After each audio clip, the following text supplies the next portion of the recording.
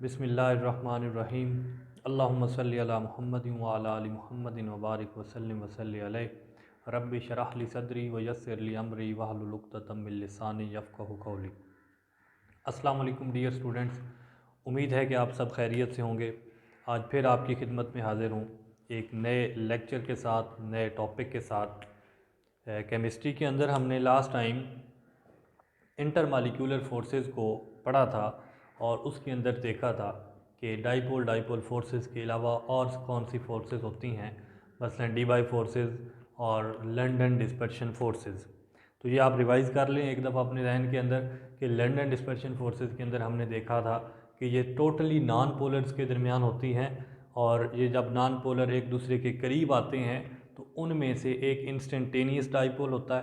फिर वो instantaneous dipole जब दूसरे नॉन पोल के पास जाता है, नॉन पोलर के पास, तो उसको इंड्यूस डाइपोल बना देता है। तो ये इंस्टेंटेनियस डाइपोल और इंड्यूस डाइपोल के दरमियान जो फोर्सेस ऑफ अट्रैक्शन थी, इनको हमने क्या नाम दिया था? लंदन डिस्पर्शन फोर्सेस या फिर इंस्टेंटेनियस इंड्यूस डाइपोल फोर्सेस। तो ये दो किस्म के डिबाई फोर्सेस और ये लंदन डिस्पर्शन फोर्सेस हमने लास्ट लेक्चर के अंदर डिस्कस की थी।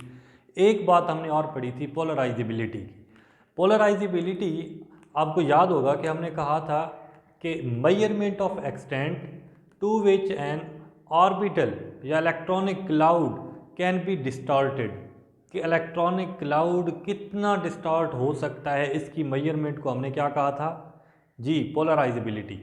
तो पोलराइजेबिलिटी हमने एक बात देखी थी उसके अंदर कि पोलराइजेबिलिटी जिसका साइज़ ज़्यादा होगा उसका डिस्टॉर्शन होने की पावर ज़्यादा होगी, जितनी डिस्टॉर्शन होगी उतनी उसकी पोलराइजेबिलिटी ज़्यादा होगी। और याद रखिएगा, जिसकी पोलराइजेबिलिटी ज़्यादा होगी उसके अंदर लंदन डिस्पर्शन फोर्सेस ज़्यादा होंगी। तो जब लंदन डिस्पर्शन फोर्सेस ज़्यादा, तो लाजमी बात है क्या ज़्यादा होगा? उसके अंदर थर्मोडाइनमिक्स प्रॉपर्टी ज़्यादा होंगी, मसलन मेल्टिंग पॉइंट, उसके बॉइलिंग पॉइंट्स, अच्छा उसकी फ़िज़िकल स्टेट्स, तो ये सारी चीज़ें उसकी ज़्यादा होंगी। तो यहाँ तक पोलराइजेबिलिटी तक उम्मीद करता हूँ कि आपको ये सारा समझ आ चुका होगा। तो नेक्स्ट जो हमने चलना है, अभी हमने मज़ीद भी डिस्कस करना है पोलराइजेबिलिटी को। तो यहाँ पे इंटरमालिक्यूलर फोर्सेस के अंदर हमने लंदन डिस्पर्शन फोर्सेस और फिर इफ़ेक्ट्स पढ़ने हैं, factors affecting London dispersion forces. ये जो फैक्टर्स हैं ये आपको बताएंगे कि लंदन डिस्पर्शन फोर्सेस ये फैक्टर हों ज़्यादा होती हैं या कम होती हैं। तो आइए हम पहला फैक्टर देखने जा रहे हैं। पहला फैक्टर जो है वो है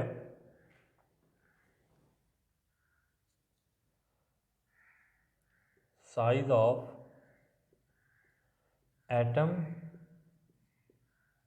और कंपाउंड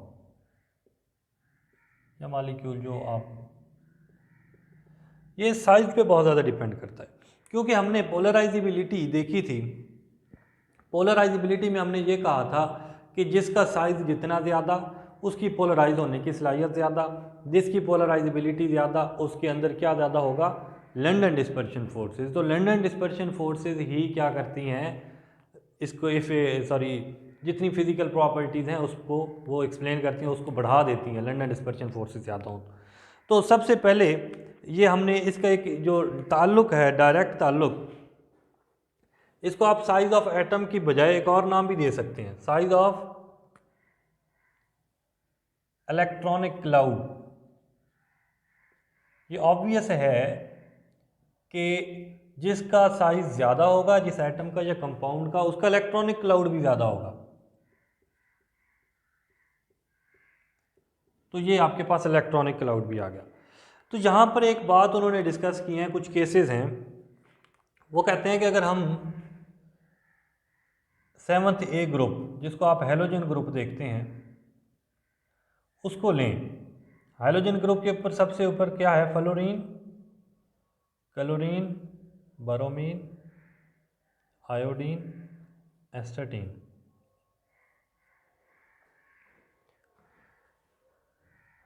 अच्छा जी, यहाँ पे आपके पास ये fluorine, chlorine, bromine, iodine, astatine, ये आपके पास हेलोजन ग्रुप के अंदर आता है।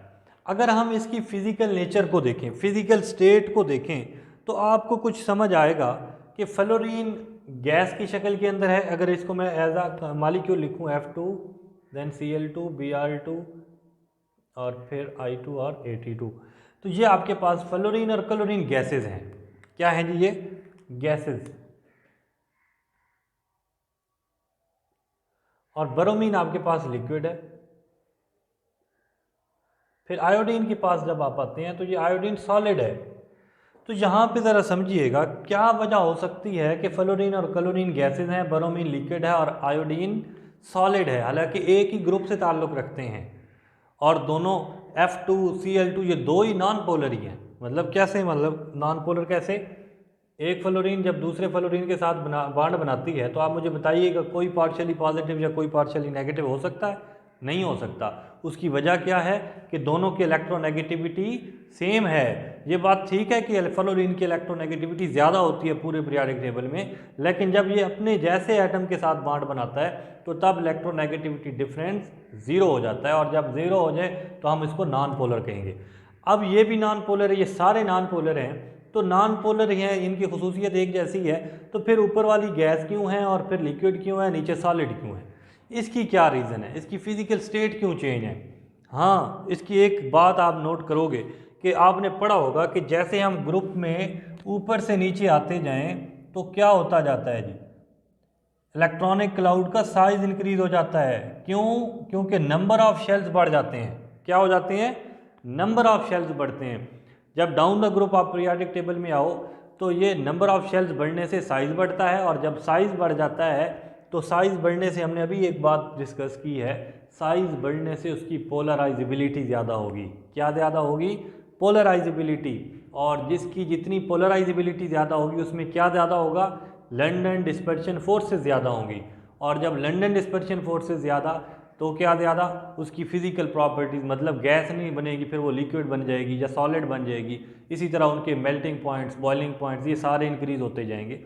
तो यहाँ तक उम्मीद करता हूँ कि इस बात की आपको समझ आ गई होगी कि एक ही ग्रुप से ताल्लुक़ रखने वाले ऊपर वाले गैस हैं और नीचे लिक्विड और फिर सॉलिड क्यों है। तो इसको आप आसानी से एक्सप्लेन कर सकेंगे, इंपॉर्टेंट क्वेश्चन है। फिर उसके बाद वो कहते हैं कि boiling points of noble gases and halogen increases down the group in periodic table. अब वो कहता है हैलोजन को अगर आप देखें, जिसको हम 8th A कहते हैं, एक तो फिजिकल स्टेट थी हैलोजन की, हमने देख ली, और नोबल गैसेस की ऊपर से नीचे आए। कहाँ से शुरू होता है जी नोबल गैस? हीलियम से। Helium, neon, argon, krypton, xenon. तो ये आपके पास क्या है? ये हमारे पास ये नोबल गैसेज हैं। तो नोबल गैसेज यहाँ पे देखिएगा जब ऊपर से नीचे आ रहे हैं तो इनके साइज़ के अंदर इजाफा होता जा रहा है। हो रहा है या नहीं हो रहा? Down the group size increase होते हैं, और जब साइज़ इंक्रीज़ होगा तो क्या इंक्रीज़ होगी जी? पोलराइजेबिलिटी। जब पोलराइजेबिलिटी इंक्रीज़ हुई, हालांकि ये तो किसी के साथ बॉन्ड भी नहीं बनाते, नोबल गैसेज है ना। कभी आपने He2 नहीं देखा होगा, Ne2 नहीं देखा होगा, Ar2 नहीं देखा होगा। तो फिर क्या होता है कि ये एक दूसरे के साथ बॉन्ड तो नहीं बनाते, लेकिन इनके अपने साइज़, एटम के साइज़ इंक्रीज़ होते जाते हैं। और हमने पढ़ा है द साइज़ ऑफ एटम या इलेक्ट्रॉनिक क्लाउड, तो लाजमी बात है इनका इलेक्ट्रॉनिक क्लाउड भी बड़ा होता जा रहा है। और जैसे जैसे इनका इलेक्ट्रॉनिक क्लाउड ज़्यादा होता जाएगा, पोलराइजेबिलिटी इंक्रीज़ होगी, लंडन डिस्पर्शन फोर्सेज इंक्रीज़ होंगी, और इनकी फ़िज़िकल प्रॉपर्टीज़, जिसके अंदर बॉइलिंग पॉइंट भी, boiling point is a physical property. तो मैं यहाँ पे लिखूँ कि नीचे क्या इंक्रीज़ होता है? साइज़ इंक्रीज़ होता है। साइज़ इंक्रीज़ होता है। तो मुझे बताइएगा बॉइलिंग पॉइंट इसका ऊपर से नीचे कम होगा या ज़्यादा होगा? जी इंक्रीज़ होगा। क्यों? लंडन डिस्पर्शन फोर्सेस ज़्यादा हैं। लंडन डिस्पर्शन फोर्सेस जिसमें मजबूत होंगी उसको तोड़ना ज़्यादा आसान है, या जिसके अंदर वीक हों? जिसके अंदर ज़्यादा स्ट्रॉन्ग होंगी उसको तोड़ना मुश्किल है। जब तोड़ना मुश्किल है तो ज़्यादा टेम्परेचर नहीं देना पड़ेगा। जब टेम्परेचर ज़्यादा देना पड़ेगा तो आपके पास बॉइलिंग पॉइंट भी इंक्रीज़ कर जाएगा। तो इसीलिए हम लिखते हैं कि in noble gases boiling point increase down the group, increases down the group. इसी तरह इसके अंदर भी हम कह सकते हैं कि in halogen group boiling point also increases down the group, also increases down the group. ये तो इसकी शक्ल से ही जाहिर है कि गैसेस का बॉइलिंग पॉइंट वैसे ही कम होता है, फिर लिक्विड है और फिर सॉलिड है। सॉलिड का बॉइलिंग पॉइंट बढ़ जाएगा क्योंकि वो पहले मेल्ट होकर लिक्विड बनेगा, देन लिक्विड से वेपर्स के अंदर कन्वर्ट होगा, और लिक्विड डायरेक्ट गैसेस के अंदर कन्वर्ट होगा, तो यहाँ पे भी बॉइलिंग पॉइंट इंक्रीज हो रहा है। उसकी वजह क्या है? Down the group size increase, polarisability increase. Polarisability increase होने से क्या इंक्रीज होगा? London dispersion forces. और पोलराइजेबिलिटी की मिसाल, जब भी आपने जहन में लफ्ज़ है पोलराइजेबिलिटी का, तो गुब्बारे को ले आया करें। मैंने आपको कहा था लास्ट लेक्चर के अंदर कि जैसे बड़ा गुब्बारा होता है, उसको अगर आप प्रेस करते हो तो उसके कोने ज़्यादा निकलते हैं बनिस्बत छोटे से गुब्बारे को। छोटे से गुब्बारे को आप प्रेस करते हो तो वो कितना डिस्टार्ट हो सकता है? डिस्टार्ट कहते हैं अपनी शक्ल तब्दील करना। वो कितनी अपनी शक्ल तब्दील कर सकता है? थोड़ी सी करेगा ना, ज़्यादा करोगे तो वो टूट जाएगा, फट जाएगा। ठीक है, तो इसी तरह जब बड़ा गुब्बारा होता है उसको थोड़ा सा प्रेस करते हो, उसकी शक्ल ज़्यादा डिस्टॉर्ट हो जाती है। जब जिसकी डिस्टॉर्शन ज़्यादा उसमें पोलराइजेबिलिटी ज़्यादा, जिसमें पोलराइजेबिलिटी ज़्यादा उसमें लंडन डिस्पर्शन फोर्सेस ज़्यादा, और जिसमें लंडन डिस्पर्शन फोर्सेस ज़्यादा उसकी क्या ज़्यादा होगी? फिज़िकल प्रॉपर्टीज़ चेंज होती जाएंगी, और या फिर उसके अंदर थर्मोडाइनमिक्स प्रॉपर्टीज़ ज़्यादा हो जाएंगी। तो ये आपने एक लिंक याद रखना है। मुख्तलिफ क्वेश्चन आएंगे, आप इसी लिंक को लेके चलेंगे कि साइज़ ज़्यादा है, फिर ये पोलराइजेबिलिटी ज़्यादा है, लंडन डिस्पर्शन फोर्सेस ज़्यादा हैं, देन आपके पास क्या ज़्यादा है? उसकी जो भी फिज़िकल प्रॉपर्टी की उन्होंने पूछा हुआ है। अच्छा जी, यहाँ एक बात कही है उन्होंने कि हेलोजन के अंदर boiling point of fluorine is -188। Boiling point -188.1 degree centigrade. ये किसका बॉइलिंग पॉइंट है जी? फ्लोरीन का। और फिर वो कहता है while boiling point of iodine is +184। Iodine का कितना है? +184.4 डिग्री सेंटीग्रेड। तो आप बताइएगा कि माइनस कितना कम है इसका बॉइलिंग पॉइंट? 0 से भी कम। और दूसरा, यहाँ पे आपके पास आयोडीन है, तो आयोडीन का बॉइलिंग पॉइंट कितना ज़्यादा है? बॉइलिंग पॉइंट इंक्रीज होने की क्या वजह है? बिल्कुल वही वजह जो अभी हमने डिस्कस की है, साइज़ इंक्रीज हो रहा है। साइज़ इंक्रीज होने से वही सारी कहानी दोबारा आपको पढ़नी पड़ेगी।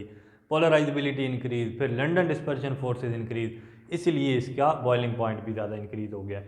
तो यहाँ तक उम्मीद करता हूँ कि आपको बात समझ आ गई ही होगी और साइज़ का इफ़ेक्ट भी समझ आ गया होगा। उसके बाद जो आपका इफ़ेक्ट है, दूसरा इफ़ेक्ट जिसको हम कहते हैं कि ये इफ़ेक्ट है और लंडन डिस्पर्शन फोर्सेस पे इफ़ेक्ट करता है, वो है number of atoms. Number of atoms in a molecule कह लें आप।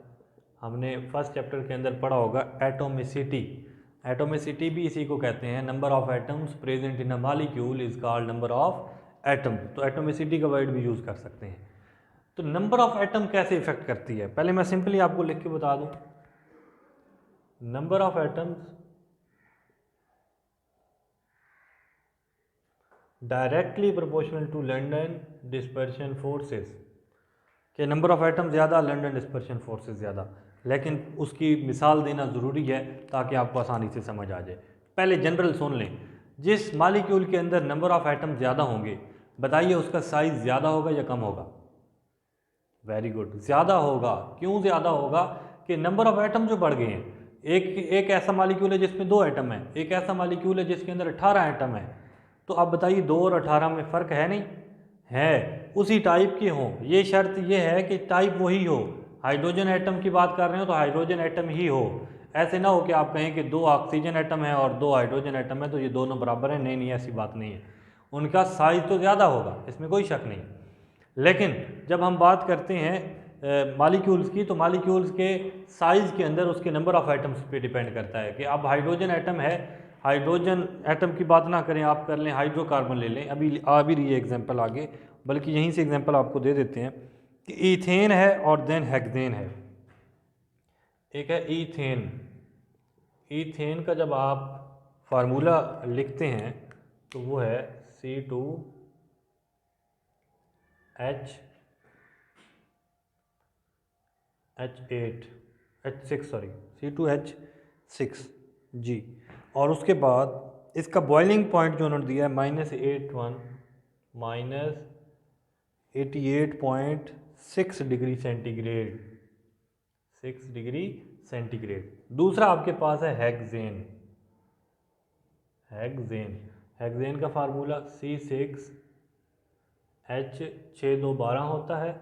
सॉरी, हाँ जी, 6 4 6 3 18 C6H18 H14 sorry HNCN H2N+2 होता है। तो ये आपके पास इसका boiling point 68.7 degree centigrade, 68.7 degree centigrade और ये प्लस के अंदर है। अब ज़रा ये बॉइलिंग पॉइंट्स हैं, क्या हैं जी? बॉइलिंग पॉइंट्स हैं। अब यहाँ से आप देखें कि ये ईथेन है, इसके अंदर एटम्स की तादाद कितनी है? 2 कार्बन और 6 हाइड्रोजन, टोटल कितने हो गए? 8। और यहाँ पे देखें 6 कार्बन है और 14 हाइड्रोजन है, टोटल तादाद कितनी हो गई है? 20। अब तादाद किसकी ज़्यादा है? हेक्सेन की तादाद ज़्यादा है। जब हेक्सेन की तादाद ज़्यादा है तो इसी का साइज़ ही बड़ा होगा, लाजमी बात है, साइज़ बड़ा। और जिसका साइज़ बड़ा उसका क्या ज़्यादा होगा? जिसका साइज़ ज़्यादा उसके अंदर उसकी पोलराइजेबिलिटी ज़्यादा, और जिसकी पोलराइजेबिलिटी ज़्यादा उसके अंदर क्या ज़्यादा? लंदन डिस्पर्शन फोर्सेस ज़्यादा, और जिसकी लंदन डिस्पर्शन फोर्सेस ज़्यादा उसके अंदर फिजिकल प्रॉपर्टीज़ आप समझ लें। बॉइलिंग पॉइंट की बात हुई है तो बॉइलिंग पॉइंट ज़्यादा। तो आपको नज़र आ रहा है कि जिसके अंदर एटम की तादाद कम है उसका बॉइलिंग पॉइंट भी कम है, जिसके अंदर एटम की तादाद ज़्यादा है उसके अंदर उसका बॉइलिंग पॉइंट भी ज़्यादा है। तो ये बात आपको याद रखनी है कि जैसे जैसे साइज़ इंक्रीज़ होगा, चाहे वो एटम्स की वजह से हो या वैसे हो, तो उसकी पोलराइजेबिलिटी इंक्रीज़ हो जाती है। और पोलराइजेबिलिटी इंक्रीज़ होने से अगली बात आपको पता है सारी, लंदन डिस्पर्शन फोर्सेस और इसी तरह बॉइलिंग पॉइंट्स। फिर वो कहता है कि physical state of hydrocarbon changes with increasing molecular mass. Molecular mass भी नंबर ऑफ एटम से ही होता है। फिजिकल कंडीशन से क्या मुराद है? तिबई तौर पर कि कोई गैस होगा, फिर लिक्विड होगा, फिर सॉलिड होगा। Changes with changing molecular mass. कि मॉलिक्यूलर मैस अगर आप बढ़ाते जाएंगे, वो क्यों बढ़ेगा? जब नंबर ऑफ एटम्स बढ़ेंगे। अब देखें इसमें नंबर ऑफ एटम 8 हैं, इसका मॉलिक्यूलर मैस आप निकाल लें कम होगा। इसके अंदर नंबर ऑफ एटम 20 हैं तो इसका मॉलिक्यूलर मैस भी ज़्यादा होगा। वो कहते हैं हाइड्रोकार्बन्स के अंदर जब मॉलिक्यूलर मैस बढ़ता जाता है उसकी फिजिकल नेचर चेंज होती जाती है। आपने अक्सर सुना होगा, अल्केन की बात करें, अल्केन के अंदर मीथेन गैस है, फिर ईथेन गैस है, तो ये दोनों गैसेज होती हैं। आगे जब बढ़ते जाएंगे तो ये लिक्विड बनते जाएंगे, जिस तरह हेक्सेन है या हेप्टेन है या ऑक्टेन है। फिर उससे ऊपर चले जाएं तो वो कहते हैं कि ये सॉलिड हो जाते हैं। क्या हो जाते हैं? सॉलिड हो जाते हैं। और उसकी वजह क्या होगी? सॉलिड होने की वजह यही होगी कि उसके मॉलिक्यूलर मैस बढ़ने से साइज़ बढ़ जाता है, साइज़ बढ़ने से पोलराइजेबिलिटी, और पोलराइजेबिलिटी बढ़ने से क्या इंक्रीज़ हो जाता है जी? लंदन डिस्पर्शन फोर्सेस, और उसकी वजह से उसकी फिजिकल कंडीशन तब्दील हो जाती हैं। नेक्स्ट जो हमारा टॉपिक है और इम्पॉर्टेंट टॉपिक है, यहाँ तक उम्मीद करता हूँ आपको फैक्टर समझ आ चुके होंगे।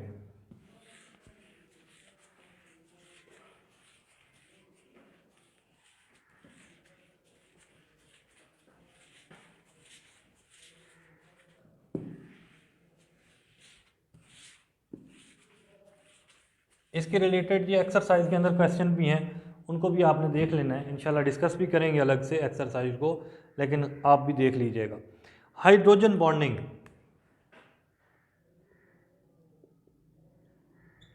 हाइड्रोजन बॉन्डिंग ये लास्ट इंटरमॉलिक्यूलर फोर्स है, और फिर उसके बाद इंटरमॉलिक्यूलर फोर्सेस ख़त्म हो जाएंगी। हाइड्रोजन बॉन्डिंग की पहले हम डेफिनेशन पढ़ लेते हैं और उसके बाद हम देखेंगे कि क्या है ये।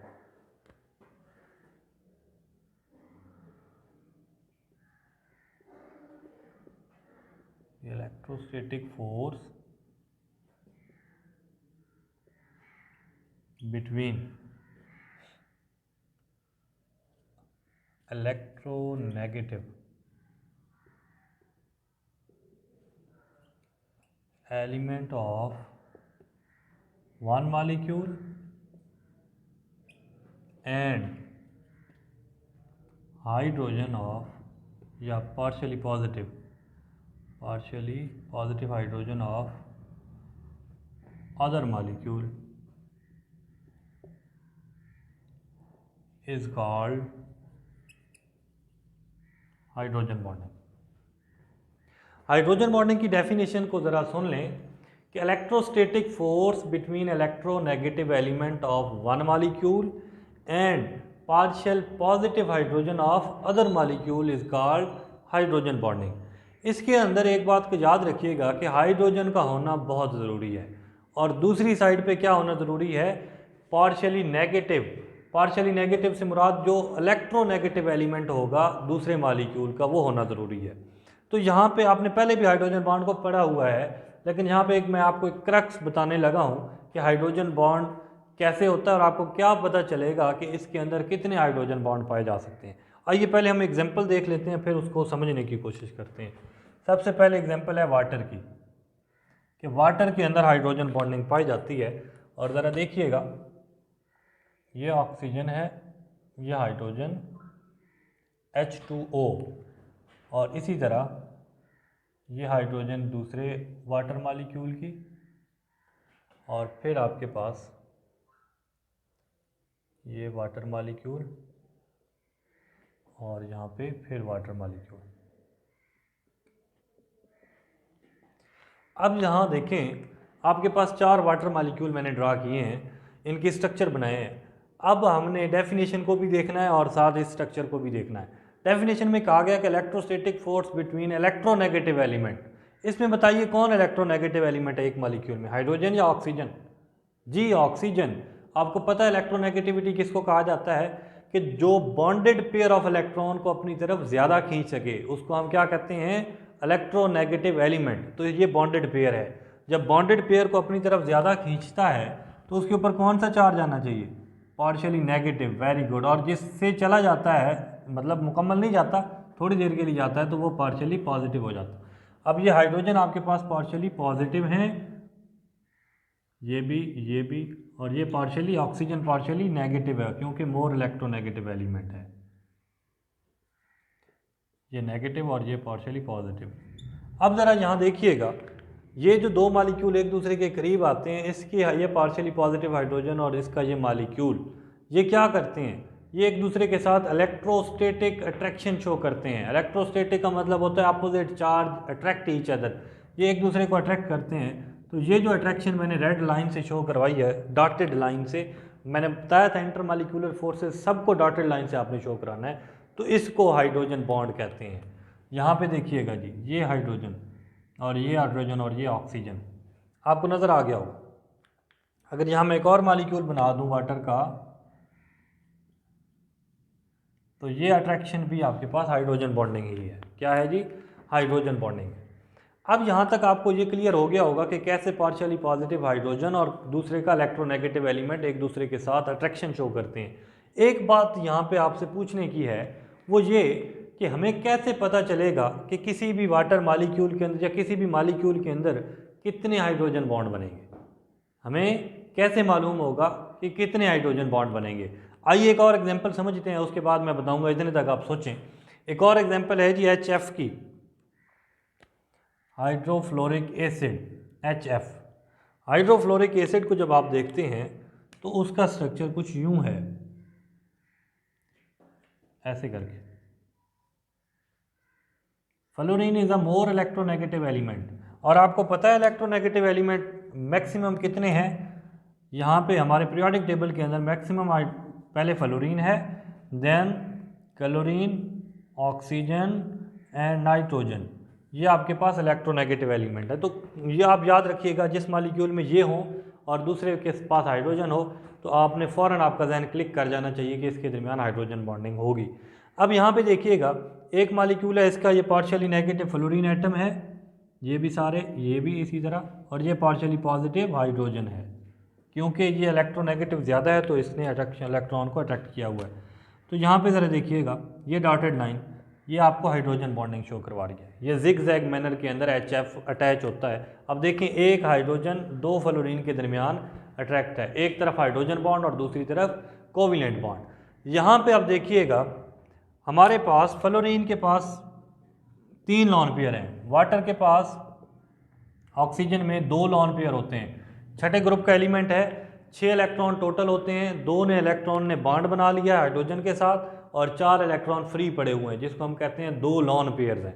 ठीक है जी, यहाँ पे भी इसी तरह 2 लॉन पेयर्स, यहाँ पे भी 2 लॉन पेयर और यहाँ पे 3 लॉन पेयर हैं। फ्लोरीन में 3, क्योंकि 7वें ग्रुप का एलिमेंट है तो इसके अंदर 7वां इलेक्ट्रॉन जो है बॉन्ड बना लेता है और बाकी 6 इलेक्ट्रॉन जो है फ्री पड़े रहते हैं पेयर्स की सूरत में, तो उसको हम लॉन पेयर कहते हैं।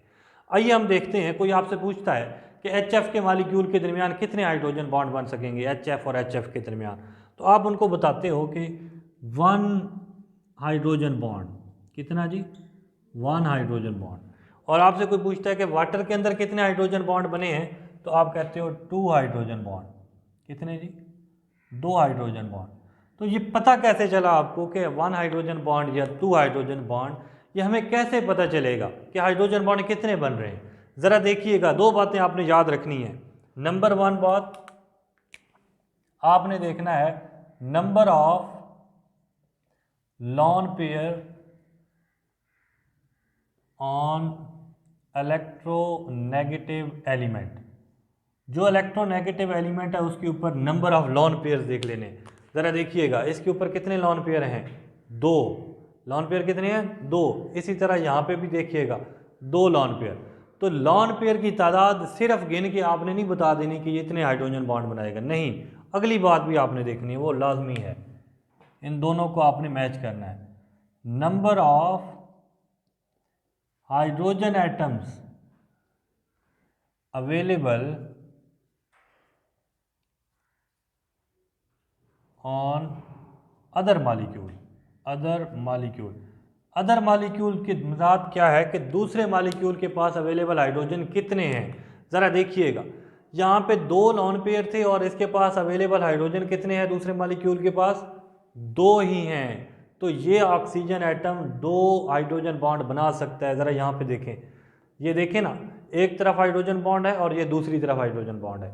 तो जितने लॉन पेयर होंगे उसको भी देखना है आपने और available hydrogen in other molecule वो भी देखना है आपने। आइए नेक्स्ट एग्जांपल देखते हैं। फ्लोरीन कितने लॉन पेयर हैं जी, 3 लॉन पेयर हैं, लेकिन अवेलेबल हाइड्रोजन कितनी है, सिर्फ 1 है। तो ये 1 हाइड्रोजन की वजह से सिर्फ 1 ही लॉन पेयर बनेगा, सॉरी हाइड्रोजन बॉन्ड बनेगा। तो जहाँ तक आपको बात क्लियर हो गई है कि आपने 2 चीज़ों को नोट करना है, एक नंबर ऑफ लॉन पेयर्स देखने हैं और दूसरी number of available hydrogen atoms in other molecule. तो ये जितने ज़्यादा होंगे उतने ही ज़्यादा हाइड्रोजन बॉन्ड बनेंगे और उतनी ही उनकी फिजिकल प्रॉपर्टीज़ के अंदर तब्दीलियाँ आएंगी, थर्मोडाइनमिक्स प्रॉपर्टीज़ उतनी ज़्यादा बढ़ेंगी। तो यहाँ तक आपको ये बात उम्मीद है कि क्लियर हो चुकी होगी। फिर उसके बाद हाइड्रोजन बॉन्ड की कुछ प्रॉपर्टीज़ हैं वो हम देख लेते हैं कि हाइड्रोजन बॉन्ड लॉन्गर होता है बनिस्बत किसके जी, प्रॉपर्टीज़। लेक्चर थोड़ा सा आपका लंबा हो रहा है लेकिन आप इसको गौर से समझिएगा। फर्स्ट वन है कि लॉन्गर, किससे लॉन्गर होता है जी, लॉन्गर देन कोवेलेंट बॉन्ड। अक्सर कहते हैं ना कि हाइड्रोजन बॉन्ड को हम एग्जैक्ट बॉन्ड क्यों नहीं कहते, या ये बॉन्ड मजबूत होता है कोवेलेंट बॉन्ड से, कभी भी नहीं। कोवेलेंट बॉन्ड से ये मजबूत नहीं होगा क्योंकि ये लॉन्गर होता है, कोवेलेंट बॉन्ड शॉर्टर होता है। लॉन्गर से मुराद ये दूर से अट्रैक्शन शो होती है। अब यहाँ पे देखें ये कोवेलेंट बॉन्ड है और ये आपके पास हाइड्रोजन बॉन्ड है, ज़्यादा फासले पे मौजूद है। दूसरा इसके अंदर एक बात है कि 20 टाइम्स वीकर देन कोवेलेंट, 20 गुना वीकर होता है, वीकर देन कोवेलेंट, कोवेलेंट से 20 गुना कम होता है। तो आपको यहाँ से पता चल जाना चाहिए कि hydrogen bond is weaker then covalent bond. दूसरी बात सुनिएगा, hydrogen bond is directional bond. Directional से क्या मुराद है जी, कोवेलेंट बॉन्ड भी डायरेक्शनल होता है। डायरेक्शनल से मुराद है कि खास सिमत के अंदर ये बॉन्ड बन सकता है, हर तरफ से नहीं अट्रैक्शन हो सकती। अब ज़रा देखिए ये ऑक्सीजन मालिक्यूल इस खास डायरेक्शन के अंदर अटैच हुआ है ना इसके साथ, मतलब जो हाइड्रोजन बॉन्डेड है। इसी तरह यहाँ पे भी देखिएगा एक ख़ास डायरेक्शन में नजर आएंगे आपको, तो ये खास डायरेक्शन की वजह से इसको हम डायरेक्शनल बॉन्ड कहते हैं। कोवेलेंट बॉन्ड भी ऐसा होता है। आयनिक बॉन्ड नॉन डायरेक्शनल होता है क्योंकि वो Na पॉजिटिव Cl नेगेटिव की मिसाल हम लेते हैं, Na पॉजिटिव को Cl नेगेटिव किसी तरह से भी किसी जगह से भी अट्रैक्ट कर सकता है, तो ये अट्रैक्शन कहीं से भी हो सकती है। तो इसकी कोई ख़ास डायरेक्शन मेंशन नहीं होती। यहाँ पे आप देखेंगे तो ख़ास डायरेक्शन मेंशन होती है और उसी के अंदर ही ये स्टेबल हो जाते हैं और रुक जाते हैं, उसी जगह पे ठहर जाते हैं। तो ये डायरेक्शनल बॉन्ड हो गया। उसके बाद formation of long chain molecule, long chain network of molecules, ये इसके अंदर लॉन्ग चेन्स बनती है हाइड्रोजन बॉन्ड की वजह से। आगे आ रहा है इंशाल्लाह, हम जब देखेंगे मुख्तलिफ प्रोटीन का स्ट्रक्चर है, फिर आइस का स्ट्रक्चर है इसकी एप्लीकेशन के अंदर, तो वहाँ पे आपको मज़ीद समझ आ जाएगा। तो ये दो एग्जांपल जो HF और H2O की मैंने आपको बता दी हैं। क्लोरोफॉर्म और एसीटोन एक दूसरे के साथ हाइड्रोजन बॉन्ड कैसे बनाते हैं, ये आपने ख़ुद से करना है। ठीक है जी, यहाँ तक हमारे पास जो इंटरमालिक्यूलर फोर्सेज हैं ये एंड होती हैं। कल इंशाल्लाह इनकी एप्लीकेशन के बारे में देखेंगे। यहाँ तक किसी स्टूडेंट्स को कोई मसला हो कमेंट्स में पूछ सकता है, व्हाट्सएप ग्रुप पे वॉइस रिकॉर्ड करके सेंड कर सकता है। तो किसी किस्म का इंशाल्लाह इशू होगा तो हम पूरी तरह से हल करने की कोशिश करेंगे। इंशाल्लाह मिलते हैं नेक्स्ट लेक्चर के साथ। Okay, thank you.